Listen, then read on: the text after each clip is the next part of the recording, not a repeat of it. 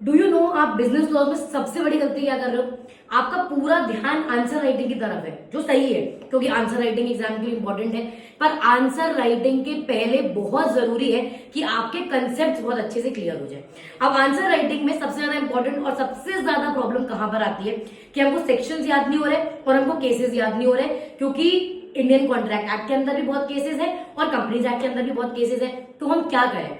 एक छोटी सी सिंपल सी trick apply करके देखो एंड ट्रस्ट मी, एग्जाम के एक दिन पहले तक सारे सेक्शंस आपके फिंगर टिप्स पे होंगे। क्या करें? जब आप किसी भी टॉपिक को पढ़ रहे हो, किसी भी चैप्टर को पढ़ रहे हो, एग्जाम्पल लेके देखते हैं, लेट्स से कंपनीज एक्ट। जब आप पढ़ रहे हो एक ब्लैंक पेपर अपने साथ लेकर रखो, जो जो सेक्शन आप पढ़ते जाओ, section 2 sub section 20, section 2 sub section 69, section 2 sub section 68, section 3 and section 7 साथ साथ वहां पर लिख लो, ताकि आपकी एक सेक्शन की लिस्ट उस चैप्टर की प्रिपेयर हो जाए। And same thing you have to do with the case law.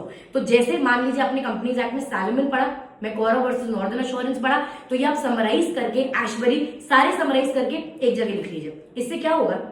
Exam के एक दिन पहले आपके पास चैप्टर वाइज पूरी लिस्ट प्रिपेयर होगी, सेक्शंस की और केसेस की, और क्योंकि आपने खुद से लिखा है तो it is easy for you to recall. अगर आपने इतना कर लिया, एक्स्ट्रा एफर्ट नहीं है, एक्स्ट्रा मेहनत नहीं है, पर एग्जाम के एक दिन पहले तक आपको सारे सेक्शंस सारे केसेस याद होंगे। एंड दिस मैटर्स क्योंकि एग्जाम में अगर आपके आंसर प्रेजेंटेशन में कीवर्ड्स, सेक्शंस और केसेस है तो your answer looks very beautiful. Try this.